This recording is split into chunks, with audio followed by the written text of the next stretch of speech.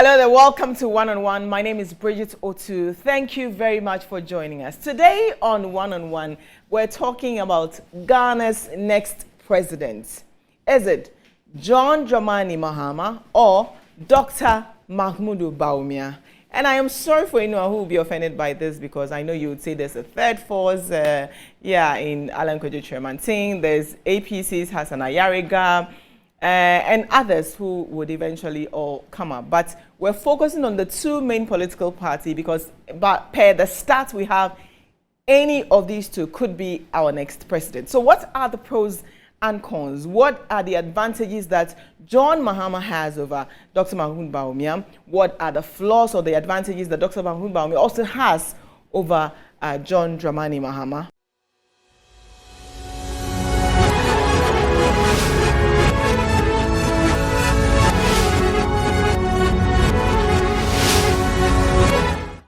Welcome back to One on One here on Metro Television. My guest is a political analyst, and he's very blunt, very honest with his opinion, research-based, and he will tell us, who has the edge between these two gentlemen. What are the advantages each of these candidates espouses? Dr.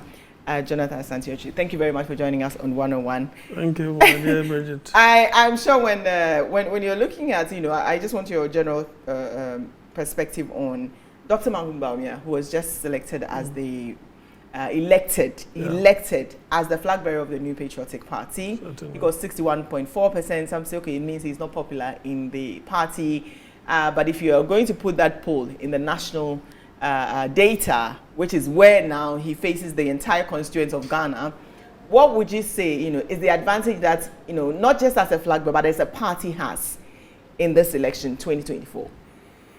Well, quite an interesting question. The point is that if you look at it critically, I think that it rather comes as a disadvantage to him. Now, in the sense that you are going into an election with your opponent who chalked over 98.8% thereabout. So I could understand where the Bawumia advocacy, where they were coming from, and for which reason Samuel Uku and the likes tried to poo-poo the data or the survey that Global Info Analytics brought. Yeah. But some of us said that no, on Happy FM, I said no, it is not possible. I think that what you are more or less dodging the reality and probably telling your candidate things that he will want to hear. Right. Realistically, if you went for an election, a special delegate election, in which they were looking forward to 70, 75 and beyond. I think I heard Samuel could say 75 to 80%. Yes. Madam Esla said 80 and beyond. Right. And then Uncle Ben Efson said 73. Yeah. All of those figures are saying, no, you guys are not really serious about political analysis. Right. Because, and I can understand where they are coming from. That's what I said earlier on.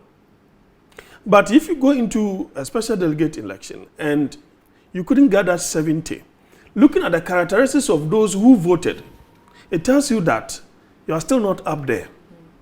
Because with all the government machinery put at your disposal, the vice president, everybody knows that the president is tacitly behind you, and all the, the political instruments available are at your disposal. I mean, including appointees, ministers, yes, MPs. Certainly, that's the characteristics I'm talking about. You could not make 70. So on what basis, why you are having more of the grassroots taking part in this election that you project 73, 75, 80? You are being unrealistic. Then unless you don't really know what politics is all about. So that particular figure that he got, you see, is a disadvantage. You see, the point too is that Mr. Kennedy Japan gave them a hell of time. Because, believe you me, I was one of those who said that Dr. Bawumia is not having any message to give the delegates. And that Kennedy Japan was the one who had message. And every region that he went, he knew what to tell them. He came to Western region, he looked at the challenges, told them what he stands for, what he's done in his private capacity, and then going forward what, he stands to bring. Right. So I think that it got the Bawumia camp confused. Now, in as much as they knew they were going to win, and of course they wanted to win emphatically, that is why they were projecting those percentages. So here is the case, somebody was giving them a hell of time. In terms of resources, Kennedy had it. So now, of course, I mean, we all know what happened. So the Bawumia camp was compelled to cough that amount to be given to the delegates. Because now, if you surveyed social media platforms, you realize that, look, people are boldly challenging the status quo and the establishment. Right. You see, throwing tantrums here and there. Because Ken had given them that kind of impetus to be able to say all manner of things that they, And then he also disturbed them. So, by and large, I would say that figure that he had, which is an internal elections, and if you want to have overwhelming support of the grassroots, you need to hit a certain figure. And he did not. It tells you that he's still not firm on the ground. It also means that, could that also mean that there's a disconnect between what the establishment wanted and what the grassroots wanted? Because like you said, even after the special delegates elections, which was seen as whipping people in line, it really did not materialize because it did not reflect in the bigger voter population that we saw at the election. Yeah. So the point is that Dr. Bawumia is at a crossroads. He is not really too sure and confident. And I think that he may not only be the only person with such fear. The establishment were not able to convince quite a sizable number of the delegates with all the weapons. You see, that's why I was saying that Ken gave them that kind of courage. You see, and they became so emboldened and they stood their grounds. I mean, if you look at the areas that, Ken was able to take over, they never envisaged that. So they were not on the ground. People did not listen entirely to the establishment. And it tells you that for him to have such a percentage against Dr. Bawumia, people are against the current leadership of the party. And that is the kind of message that they sent. Ken just wanted to let them know his stake in the party, the likes of Wuntumi, who always bad-mouthing him and all those things. He just wanted them to know where power lies in terms of the party itself. Does Ken's alliance, will Ken's alliance have any impact on the national election? Because I've seen, I think, a photo which we will put up of the Vice President, Dr. Bawumia, and Ken, all wearing white, in a photo at a private residence. I'm not sure where. But does his alliance, will it have any impact on Dr. Bawumia's, national appeal or election in 2024? It will. Or it could have that kind of impact. But as to whether it could result in victory in 2024, that is a different thing altogether. And I can also tell you that an alliance between the two will just be an alliance of convenience. A smoke screen. It's just a smoke screen. It will be an alliance of convenience. Because I've heard people suggest that, why doesn't Ken partner him in terms of... I have said it bluntly that it will be a suicidal decision to take. Because the kinds of things that he said during the campaign trail, right, against the establishment, against the candidature of Dr. Bawumia, right. If it's on principle, then he does not in any way need to take that particular, step. But for the two of them, for the cameras and all those things, if they come together, why not? It will have some positive impact because you have already lost over 37 point something of the delegates. Yes. So you need that in the minds of a delegate, when there is that kind of alliance, probably they will give them a chance. You see, they will just give them a chance that, maybe there is that kind of unity. So why don't we But go ahead? what if one says that it was just a campaign and people say all kinds of things? And before you answer to that, I want to mention, the former general secretary of the New Patriotic Party, Kwabena Ejapon, who was one of the 10. Unfortunately, he could not make the cut, the 5, and so he dropped out. He is quoted as saying that he's now supporting Dr. Mahmoud Bawumia for president. He campaigned against Dr. Mahmoud Bawumia, said all sorts of things against Dr. Mahmoud Bawumia. And this is what he said. Says, JM has been both vice and president and failed to deliver. Let's give Bawumia a chance as a president. JM knows the difference in both offices, is vast. Plus, it's hard to believe JM a second time around. Who is tough to sell? Is it Bawumia or John Mahama? I mean, I'm listening to what Kwabena Ejapon is saying, that it's difficult to believe John Mahama this time around. I mean, whose credibility suffers in this? Well, if you are to refer to what Yabuabin Asamoah said, I've listened to him. Yes, he said something. Yes, yeah. Selling Dr. Bawumia to the delegate or to the electorate is like sending a pork meat to the market of Muslims. I'm just trying to paraphrase the idea. Right. And that is going to be difficult to sell. Right. I think that in both cases, time and space, you see, play crucial role. Okay. Now, if people are going to talk about which of the two is difficult to sell, they will talk about Dr. Bawumia. Why? Because your record is quite immediate. You see, time, they say, bless the memory. So if we are to look at that, then certainly it is your policies that are affecting people currently. There are historians, and even history does not favor him. I can appreciate where Mr. Kwabena Ejapon, somebody I really like, trying to excuse the man for now because it's again, what about politics of convenience? Yes. Same as Kennedy Ejapon? You see, when Mr. Allen said that, planting, what's it called? PSI, President Special Initiative, initiated it. One district, one factory, and touted it. The chairman of the National Council, is it Council of Elders, Mr. Hackman, right? Very respected, yes, said that he cannot arrogate unto himself single-handedly those, policies, and that, of course, is an appointee of an appointor.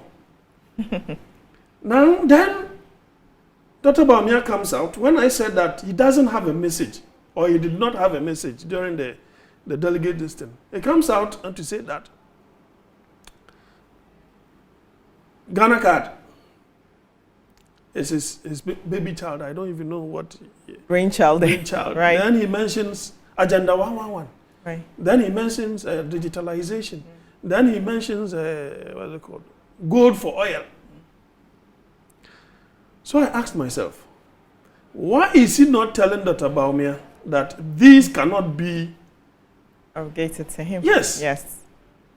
But you see, because all of them were on the side of the establishment, as far as Dr. Bawumia was concerned, he could not. So you just cannot approbate and reprobate. You need to. The scale of justice falls on equity. Now, where then is or are the legacies of the president? So if the vice president is able to tell us that these, then he must be ready to account for all the policies that have failed, for which reason Ghanaians are angry. That is, for me, and of course, I understand why they voted for Dr. Bawumia, because if there is anybody who can defend the record of President Akufo-Addo, it should be him. Right. Because you are part, you see, you are part of the whole. So any attempt, and I don't think it's going to wash, Right. because he even spoke more than the president who was contesting. And we have records All internet, they say, doesn't lie. They are all there.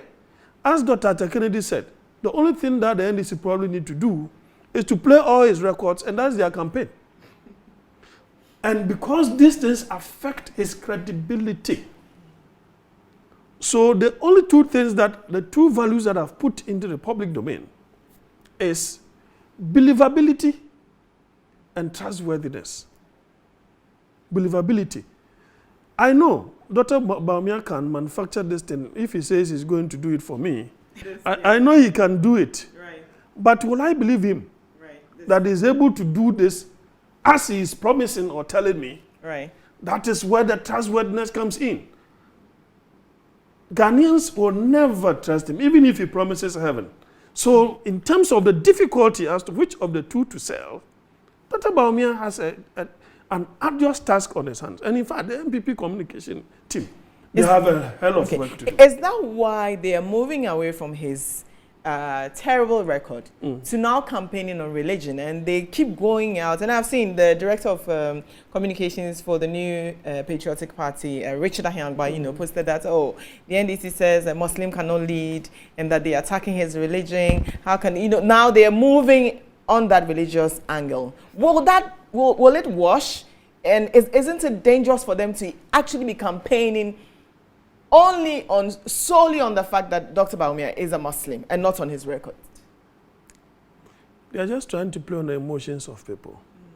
Religion is a matter of belief, individual belief. And you know that when it comes to religion, people are emotional. I can say on authority that some Muslims would vote for Dr. Bawumia. Some Christians will vote for Dr. Bawumia. Some Muslims will vote for Mr. Mahama. Some Christians will vote for Mr. Mahama. So that kind of discord that they are trying to play, it will not wash. Besides, if they go on that path, and you have extreme Christians, then they will also take a decision that no, a Muslim cannot lead us. We don't even know where he's going to take us. Tomorrow he can come out with a fatwa telling us that so and so. You will let people go on wild imagination, and that is not going to help. Besides, whether Christians or Muslims, that's not what we need. What we need is a leader who can, of course, permeate between the two. Besides, we are not using religion to lead this country. No. But because somebody is trying to take some kind of advantage, and for me, I think if the MPP goes on that path, they will lose. Because you have quite a sizable number of Christians. We are talking about, is it over 73 or so? Yes. And then 17 being Muslims. So if you want to go on that tangent, then you are not going to get votes. You will make Christians feel like, there is some kind of Islamization through Dr. Bawumia, and then if that happens, then certainly they will vote against him. That's why I said that some Christians will vote for Mr. Mahama, some Muslims will definitely vote for Mr. Mahama, and vice versa. It is just the two extremes, extreme Muslim and extreme Christian who would think that, no, I don't see why, a non-Christian, and Muslims would also refer to us as infidel. You understand? So some of these permutations, Ghana has been peaceful. We have lived together. I don't even know why Dr. Bawumia is starting that kind of thing. But you see, I can understand where Sam George came from. As emotional as he is, I think that I should have the cause to ask him to tone down. Sure. I mean, he just wants to expose the sycophancy, you see, in the activities of Dr. Bawumia. He's just, and of course, I wouldn't use that expression. You see, he wants Ghanaians to see the underlying reasons why Dr. Bawumia is frolicking. And you see, there are some extreme Muslims who will be angry with him. But there are some Christians... I think he has failed to attend to some Muslim events, very public events, and now Muslims are questioning, why did he not show up? Meanwhile, he's in the church. I think Sheikh Brukutu's listing that I don't know the name, yes, but I know Mr. Mahama was there. I remember there was a communique that said he could not even go around and exchange pleasantries, but eventually that was reversed. But at that very important event, Dr. Bawumia failed to show up. Yes, because some of them think that even the Hajj that they undertake, it has become extremely expensive. And you have a Muslim who is a vice president. What are some of the interventions? And I remember when Mr. Mahama was the vice president, there was that kind of intervention, though he's not a Muslim. So the point is that, look, either you're a Muslim or you're a Christian, it is inconsequential. Do you have food on your table? If you don't have food on your table, your Islamic belief will not give you food. Your Christian belief will not give you food. You must work. The leaders must create opportunities for all and sundry to be able to get some job to do. And once you're able to do that, that could even improve the way you relate with God. You'll be able to go to church. You'll be able to go to the mosque to worship. But if you're hungry, it also affects the way you worship God. So I think that it's about time they stop that. And I've listened to Dr. Lawrence Tete. I agree with him. He made some very passionate and in fact, it was even an impassioned appeal. And I thought he was very blunt, frank. And in fact, the message was one of unifying. That yes, that is what we should do. We should not be dividing the nation with our messages and our beliefs, because we are Christians and Muslims. It is not Dr. Bawumia that this country is going to be either further united or divided, because we are not voting for him because he's a Muslim, or we are not voting for him because he's a Christian.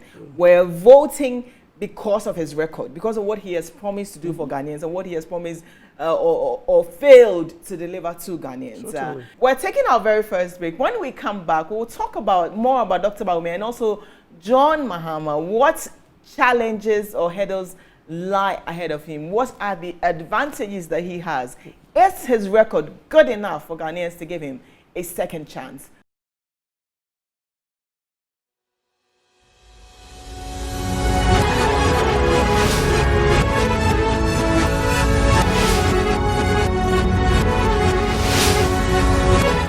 Right, so welcome back to One on One. My name is Bridget Oti. If you've just joined us, we're talking about Ghana's next president. And I'm sorry again, unfortunately, we zoomed in to Dr. Mahmoud Bawumia, the vice president and the NPP flag bearer for the 2024 elections, and NDC's John Dramani Mahama, former president of the Republic of Ghana. So before the break, we talked about Dr. Bawumia, the message that the NPP is communicating now with the political analyst, Dr. Jonathan Asante-Otchere, on what message, how they are carving their messages, the impact of using religion, the disadvantage of using religion, and also advantages of not campaigning on religious grounds. Dr. Jonathan Asante-Otchere, again, before the break, I mentioned the issue of Kennedy Japan and also the former General Secretary of the NPP Kwabena Japan, saying that, look, now they align with Dr. Mahmoud Bawumia. But even before the break, I mentioned that it's something that's happened before. I mean, we see people campaign. It could be very vitriolic. And again, they still find a way to unite. Why doesn't that work on Ghanaians? Why? Why doesn't that kind of align? Despite what they have said against them, now they say, okay, we are your friend. Even though we don't believe in you now, we are friends. Why doesn't it work on Ghanaians? There are certain comments that are indelible. And on matter of principle, you just cannot eat it back. You just cannot eat it back. So, you see, it becomes a bit difficult. So, for instance, when Mr. Kennedy Japan went on that tangent and said that when you took over, the dollar was 4 cedis, it is 12 cedis. I have lost this, I had $40 million and I could not do this much. Yes, those are imprinted in the minds of Ghanaians. So regardless of what he says, he's saying that people can actually relate because what he said was fact. Certainly. Certainly. So that's why I said that it would be very difficult for me if he accepted to be, the running mate. Of course, joining the fray to campaign, he can go ahead and do that. But I'm sure you'll be measured with the kind of message that you put out there. Because the MPP as a corporate entity the image is damaged. So we are now going to and be part Bawumia of, was the face of that. yes, Right. of course, he was the face of it.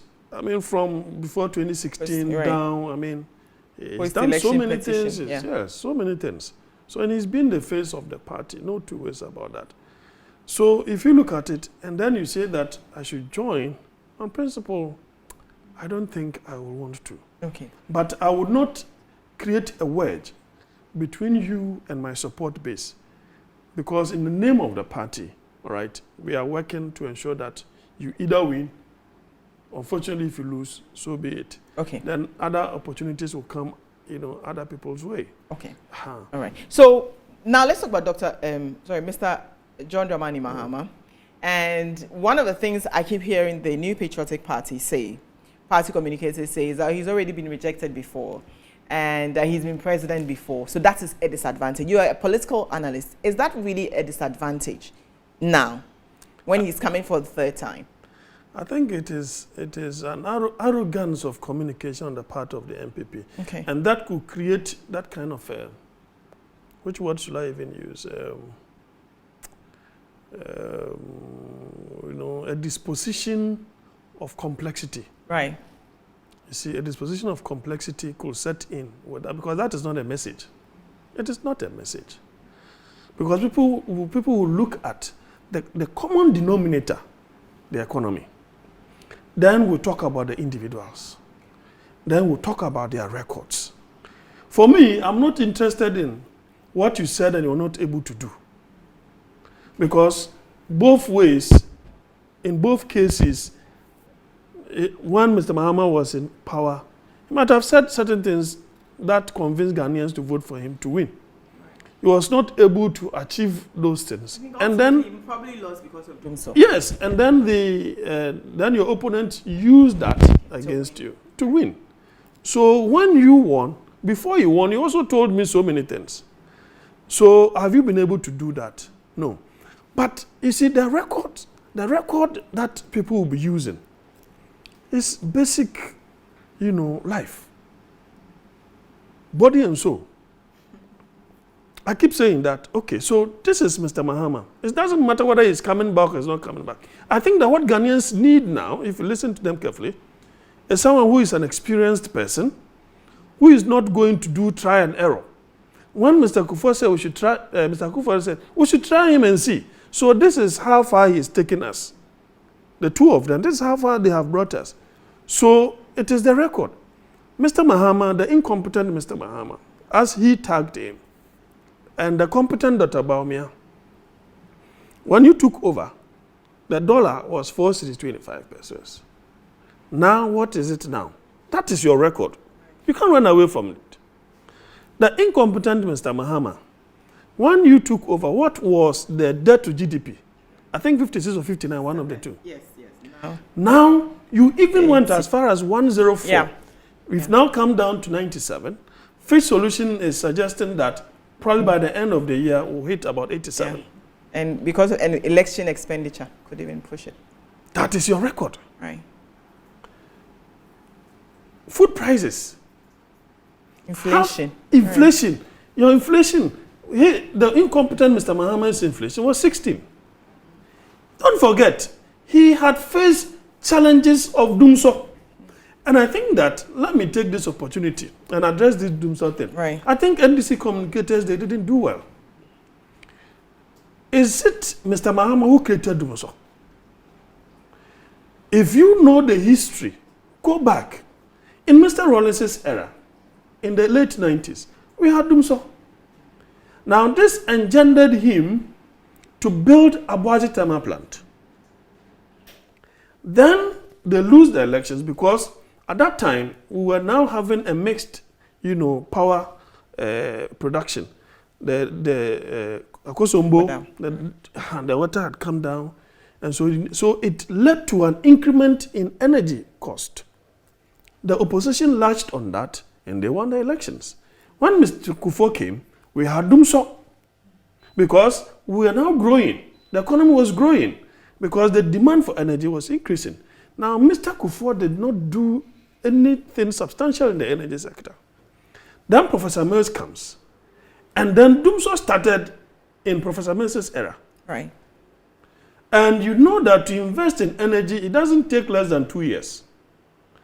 And here is the case. So how does it become the problem of Mr. Mahama? He says that, okay, I will want us to solve this thing head on. We are not going to do top dressing. There is a huge generational gap. So what should we do? There is the need for you to invest. So how does it then become his creation? It is just that it happened during. And I think that because if today you are telling us that he left power. Yes, you are telling us that we are in economic doldrums because of COVID and Russia. I don't know if you are going to add Israel and what's it called? Gaza. Or Hamas. Or Hamas, whichever. I don't even know if you are going to do that. So you are able to say that that one should be your explanation. And you think that Ghanaians will have to buy into that. But unfortunately, as I said earlier, they couldn't, do the communication properly. And that is how, besides, so he solved it at the tail end of his regime. Right. And Ghanaians were still angry.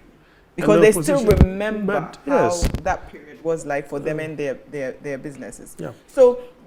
But when they say that, he's been president before, right? And that vice president, Dr. Mahmoud Bawumia, is vice president, therefore he's not responsible for it. And that he's now going to, in fact, he said after the victory that he has his own vision. Is that not tenable when Bawumia says, look, I wasn't in charge, it's Akufo-Addo who was in charge. Now I am the flag bearer. They have sat in the room. They sat in the room and planned what he should go and say. You see, so that people will come to the realization that. But that is a treacherous statement to make. So is it that you wanted your boss to fail so that you will come and pursue your own vision? Have you forgotten that what you can use as leverage to do your campaign is the economy? So it is inexcusable that Dr. Bawumia will make us think that he has his own vision. It can never be true. It can never be true. You see, it could be true, but the two values, believability and trustworthiness, he doesn't have that as far as Ghanaians are concerned. And if you go to social media, you listen to those in Kumasi and all those places which is supposed to be the hub of the party, they are saying that the driver couldn't even, drive on meat. So you see, these are the hardcore, Ken and Alan support base. And you see, people also suggest that, look, they are not going to vote for Mr. Mahama. Because he is the president before. No. What? Because they are not NDC, they are MPP. Okay. But they won't vote for Dr. Bawumia. So apathy. But now there is a reason to vote, and that is Alan. Okay. There's a reason to vote, and that is Alan. That is what is going to happen. But is he making waves? Is he really? I mean, he says yes. It's movement for change. Yes. Is he really making waves? And what threat does Mr. Alan Kyeremanteng pose? I'm not even for NDC because persons who say I won't vote for Bawumia are not going to vote for NDC. They're abstaining, or maybe perhaps vote for. So what threat does he? Even though he's not in it, as in he's not part of the NPP, he's on his own. What threat does he pose for Dr. Bawumia? The threat he poses is where he is coming from. Which is the stronghold. Thank you. So all the apathy, but what the protest vote, the protest vote, because if Ken had won, these people will have had reason to go and vote for the NPP in the national elections. Here is the case. There is a superior force within the party leadership that feel that this is the man that should, contest Mr. Mahama. So it alienates the grassroots, quite a number of them. It alienates them. So now, the point is that they're not going to vote for the NDC, but they won't vote for the MPP. But now they will want to vote. Why? Because of Alan. To create the same picture they did with Ken? Yes. That's what is going to happen. But what about those who say that, look, Dr. Bawumia won in the Ashanti region, so they like him, they must like him. In fact, I've heard people campaign on this and say that the Ashanti region came out to vote for Dr. Bawumia. What about that? It's a delegate system. It cannot easily be translatable in terms of the grassroots who have nothing to gain. 1.7 million. Yes, who have nothing to gain, and they've gained nothing. And if you listen to those in the market areas, I mean, they come out, they do press conference, some presses, and then they make statements that show that the party itself, that's why I told you that, MPP as a corporate entity is damaged. So it does not matter the individual leading. The goodwill that the president, the vice president had, the goodwill is no longer there. So if I'm referring to Otumfuo himself, when he said that, when he told Mr. Akufo-Addo, His Excellency, when he visited after his victory, he said he listened to someone, I think on TV3, saying that, go and tell Mr. Mahama that we voted against him out of anger and hunger. And that if you also don't do same, they'll vote against you out of anger and hunger.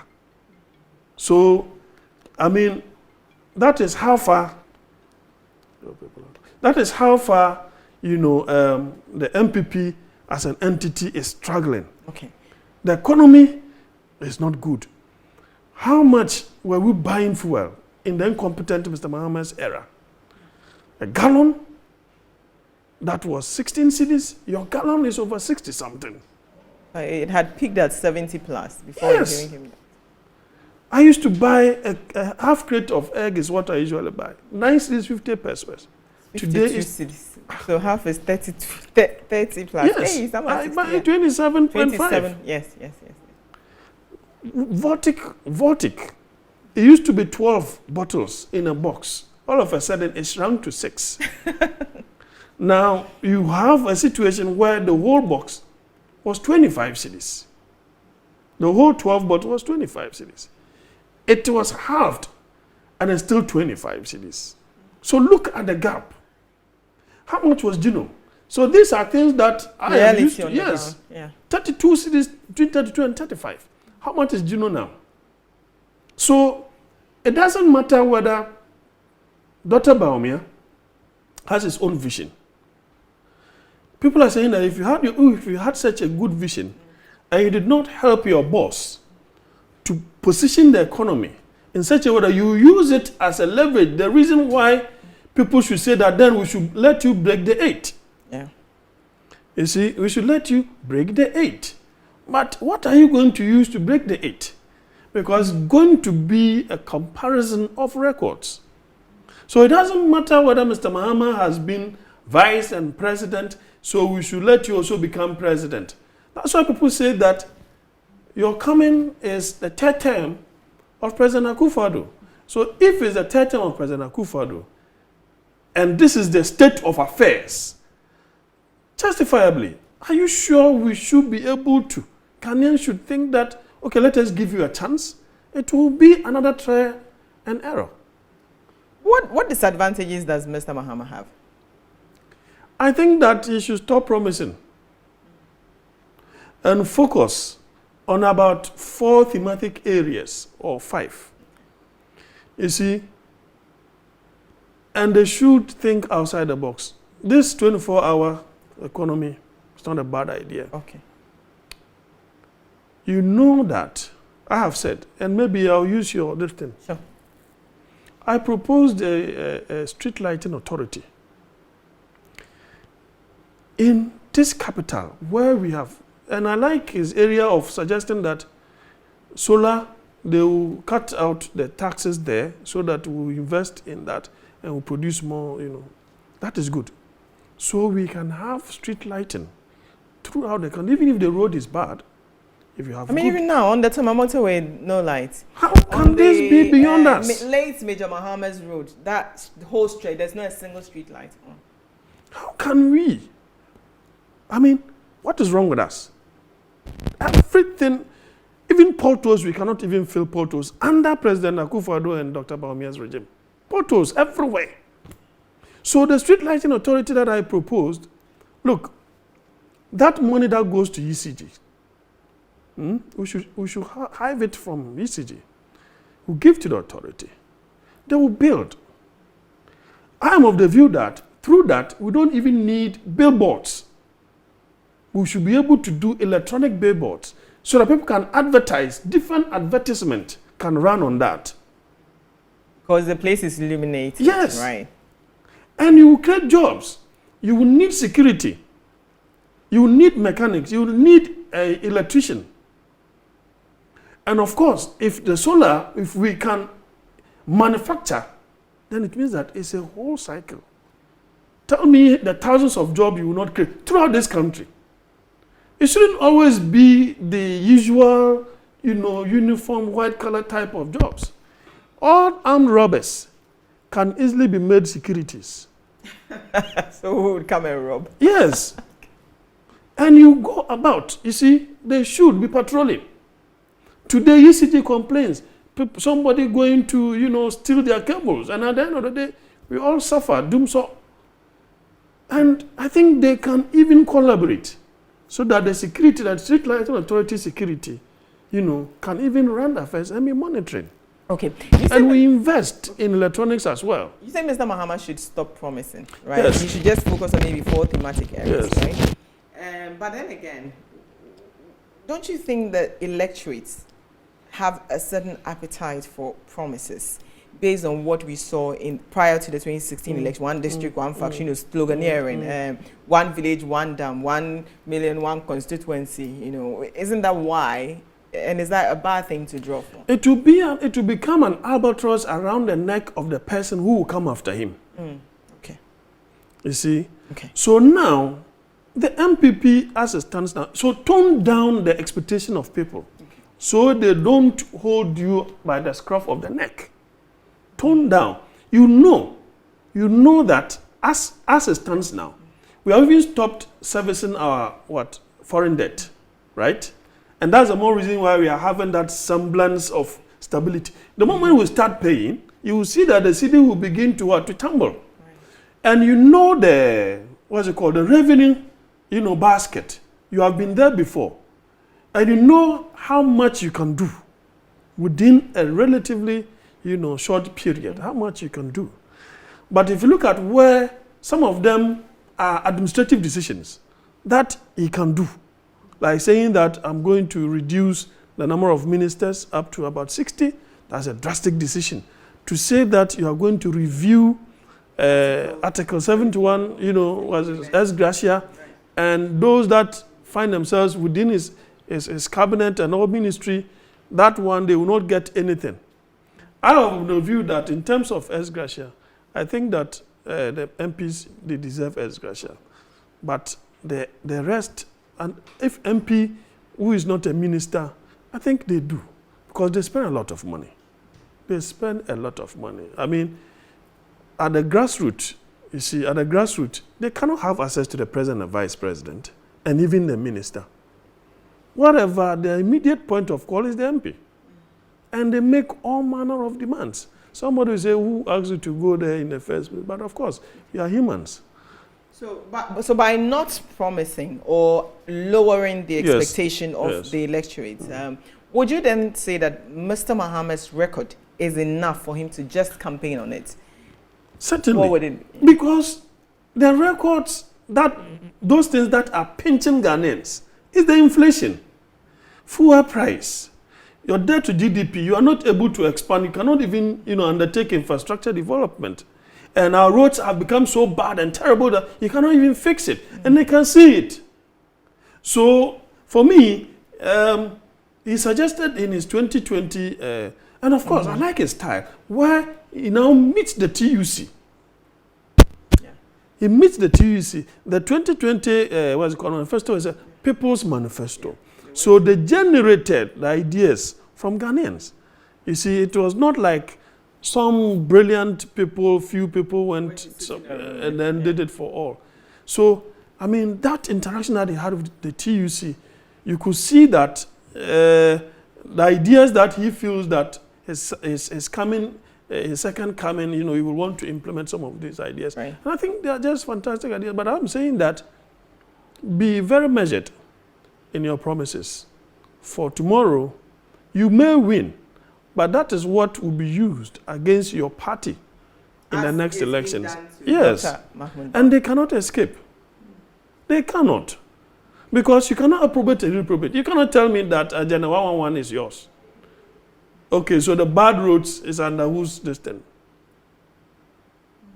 Should I accept bad roads because it is President Akufo-Addo who is in charge? But you see, Bridget, nobody can convince me otherwise. Of what use, of what essence did Dr. Bawumia go and read the manifesto? What do you think the party was trying to do, the leadership? That's why sometimes I tell myself that Alan was not smart enough to read in between the lines, to see that these things were part of the orchestrations of projecting Dr. Bawumia up there. In that particular manifesto, just one item, Dr. Bawumia read that they are going to do harbour and airport, people of Cape Coast. It's on the social media. So what are you going to tell them now? You read it to the extent that even the president had cause to deny.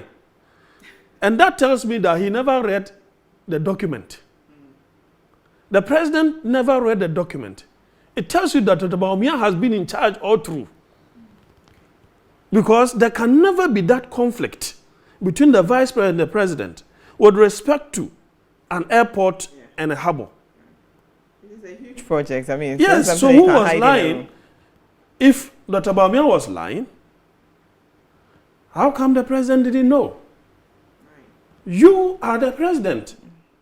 So if you tell me that the buck stops with the president now as a means of exculpating Dr. Bawumia from blame and is coming to prosecute his own vision, I think that, as Mr. Pratt will say, Adabaraka. Dr. Jonathan ASANTE-OTCHERE, I want to say a very big thank you to you for coming to our studio for one-on-one. I am sure you have enjoyed this conversation, and let your voices be heard. Share your thoughts with us on all our social media platforms. Use the hashtag one-on-one. What's your own view? Is it Dr. Mahmoud Bawumia or former President John Dramani Mahama? Or maybe, who knows, Alan Tremantin or any other third force that would come up. But we decided to focus on what the stats say, what the polls say, and what the numbers have said in the last 6 elections. Dr. Jonathan ASANTE-OTCHERE, thank you so much for coming. Thank you. I think maybe this is just the beginning. Yes, we will have. This is. We'll have a series of them. Yeah. Yes, we will. All right. People are talking about the vice president and all that. Yeah. Yes, we'll come to the right. Thank you very, very much for joining us. My name is Bridget Otu. Yes, we'll have another opportunity to talk about the selection of vice presidential candidates. Some are saying that, you know, Manchester South Member of Parliament, Dr. Matthew Opoku-Prempeh, got married because he is the one picked to be vice presidential candidate or running mate to Dr. Mahmoud Bawumia. Is that true? Time will tell, and when it happens, we will bring it to you. Have a good night.